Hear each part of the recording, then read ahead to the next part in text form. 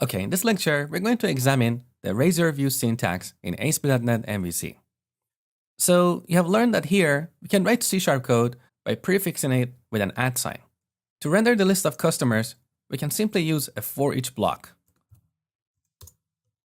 So @ sign for each var customer in model.customers. We use a code block here. This is compulsory in ASP.NET MVC views, even if what you're going to put inside the for each block is only one line. Now here, inside this block, we can either continue writing C# code, like using an if statement, or we can write HTML. So the view engine in MVC called Razor View Engine knows how to parse this syntax. Let's say we want to display these customers using list items. So outside this for each block, I use the UL tag. Let's close it here. And inside the for each block, we use li. And here we switch back to C#. So @ sign customer.name. We can also use an if block to conditionally render content. For example, if no one has rented this movie before, we want to display a custom message. So if model.customers.count is 0, code block. Here we can add a paragraph. No one has rented this movie before. Or if you don't want to use the p tag, you can simply use text. This is not part of the standard HTML, but it's something that the Razor View engine understands.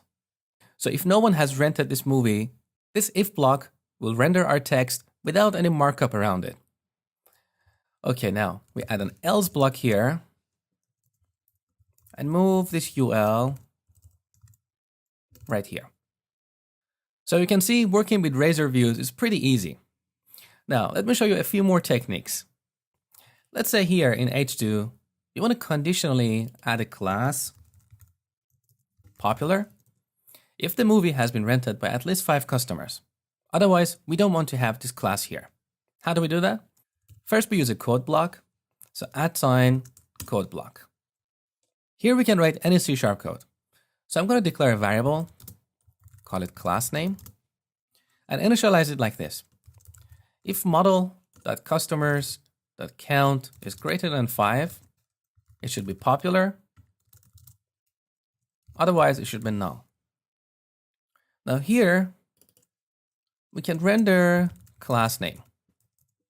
With this code, if class name is null, this class attribute will not be rendered in the final HTML. It will be added only if class name is popular. So let's try it.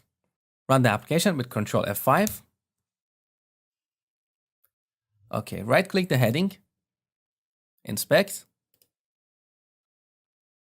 Look, we don't have the class attribute because currently we have only 2 customers. Now let's go back to the view. I'm going to change this condition to greater than 0. Save. Now we don't have to recompile the application because this is just a view. So we can switch back to the browser, refresh. Now look at the heading. We have the class popular. So this is how you render classes dynamically. By the way, this technique is not limited to classes. You can use this technique to render any attributes dynamically. And one last tip.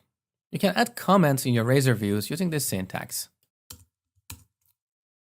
@ sign, star, star, @ sign. And we can make it multiple lines. This is a comment on multiple lines.